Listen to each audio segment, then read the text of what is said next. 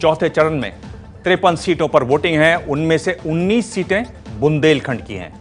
यह उत्तर प्रदेश का सबसे पिछड़ा इलाका है, वो इलाका जिसकी चर्चा सिर्फ चुनावों में होती है, लेकिन चुनाव के बाद इन लोगों को भुला दिया जाता है। ये लोग सरकार का मुंह ताकते रह जाते हैं। इस बार बुंदेलखंड की जनता के मन की बात जानी हमारे संवाददाता उमेश कुमावत ने। कला और संस्कृति बुंदेलखंड की पहचान हुआ करती थी, लेकिन अब बुंदेलखंड का नाम सूखा, भूखमरी और कर्ज के बोझ तले किसानों से जुड़ चुका है। वीरों की ये धरती अब विकास के लिए तरस रही है। क्योंकि डेवलपमेंट की बात तो पहले होती रहती है, चुनाव के वक्त आके जो है सारा जो डेवलपमेंट की बातें हैं वो दरकिनार हो जाती हैं। फिर वो सारी इश्यूज कास्ट बेस पे चले जाते हैं। समाज सेवी और पत्रकार तारा पाटकर पिछले 2 साल से महोबा में एम्स अस्पताल की मांग को लेकर आंदोलन चला रहे हैं, लेकिन बुंदेलखंड के चुनावी गणित में उनकी ये मांग या फिर बुंदेलखंड की दूसरी तमाम समस्याएं दम तोड़ती दिख रही हैं। बुंदेलखंड की चुनावी कहानी बताने से पहले ये जानना जरूरी है कि ये क्षेत्र 2 राज्यों में फैला हुआ है, एक हिस्सा मध्य प्रदेश में और दूसरा उत्तर प्रदेश में। उत्तर प्रदेश के बुंदेलखंड में जो 7 जिले आते हैं, आइए उन 7 जिलों के बारे में हम आपको बताते हैं, क्योंकि चौथे चरण में यहीं पर इन 7 जिलों में वोटिंग होनी है। तो ये आप मेरे पीछे देख रहे हैं पूरी तस्वीर उत्तर प्रदेश की, और बुंदेलखंड का जो इलाका है उसमें कुल 7 जिले हैं। जालौन एक जिला है उत्तर प्रदेश में। इसके अलावा झांसी, कुल 7 जिले हैं। जालौन, झांसी, हमीरपुर, इन सभी जगहों पर चौथे चरण में मतदान होगा। महोबा भी बुंदेलखंड का एक जिला है। इसके अलावा बांदा, ये वो तमाम जगह हैं जहां चौथे चरण पर वोटिंग होगी। चित्रकूट भी बुंदेलखंड का हिस्सा है।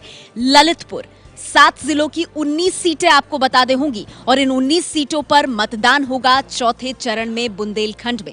अगर बड़ी तस्वीर हम देखने की कोशिश करें तो चौथे चरण में जो 19 सीटों पर मतदान होने वाला है, उनमें समाजवादी पार्टी को 2012 में 7 सीटें मिली थी, समाजवादी पार्टी को।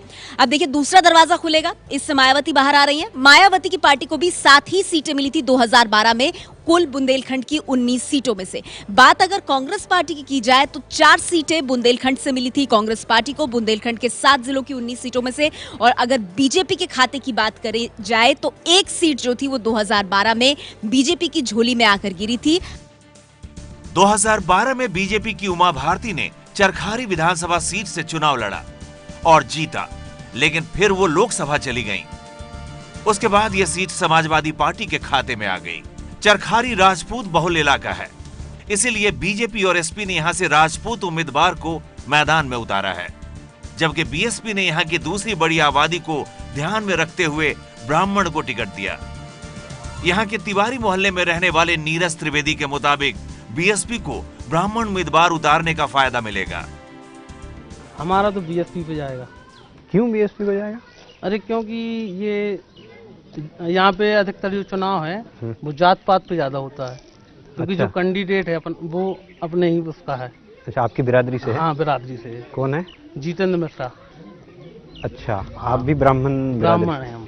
अच्छा, इसलिए आप उनको ही क्योंकि कोई भी हो यहाँ पे तो वो यहाँ पे ऐसे चलता ही है। जात बिरादरी का यही समीकरण बांदा सदर सीट पर भी देखने को मिला। हमारे रिश्तेदार खुद खड़े हैं। अच्छा, वो कौन है? वो है गुलाब चंद कुशवाहा, और हम भी कुशवाहा हैं। तो आप उन्हीं को देंगे? अब बिल्कुल देंगे। इस इलाके के ज्यादातर लोगों का कहना है कि वो पार्टी नहीं बल्कि उम्मीदवार को देखकर अपने वोट का फैसला करते हैं, यानी लोग अपने आदमी को जिताने के लिए वोट करते हैं। वहीं कुछ ऐसे भी हैं जो ये देख रहे हैं कि किस सरकार से उन्हें ज्यादा फायदा मिलेगा। भाई अभी इसके ऐसा कि देखो हमको उसने आवाज दिया है पहली बात। अच्छा है, उसे देखो हमको शुगर आके उन्होंने हमको डिब्बी बढ़वाई है, वो भी हम उसके खाचे की जब भी हमने दिया था, और जब भी उसको हमने दिया था और भी हम उसको देंगे, क्योंकि उसने हमारे लिए जान चली जाए। मोदी जी ने अपना घोषणा पत्र निकाला है, उसमें काफी कुछ चीजें हैं, जैसे लघु सीमांत लोगों की फसली माफ होना। अच्छा, ऋण माफ होना? हाँ, ऋण माफ होना, फसल वाला ऋण। हाँ। अच्छा, और दूसरा ये है कि यूपी में 90% नौकरियां हैं वो युवाओं को, यूपी के ही युवाओं को, तो काफ़ी कुछ है। मतलब घोषणा पत्र आपको अच्छा लगा? हाँ, अच्छा लगा। अच्छा, इसीलिए कमल को देंगे। ना किसी की लहर, ना किसी का जलवा और ना ही सरकार से गिला शिकवा। मैं कोई शायरी नहीं कर रहा हूँ। चुनाव के दिनों में ये बुंदेलखंड के हालात है। अगर आप बुंदेलखंड में घूमोगे तो ऐसे ही हालात आपको दिखाई देंगे। वैसे तो बुंदेलखंड जाना जाता है भुखमरी, पलायन और सूखे के लिए, लेकिन इस बार चुनाव के मौसम में जो हालात है उससे किसी भी पंडित के लिए ये अंदाजा लगा पाना मुश्किल है कि यहाँ से कौन बाजी मार ली जाएगा।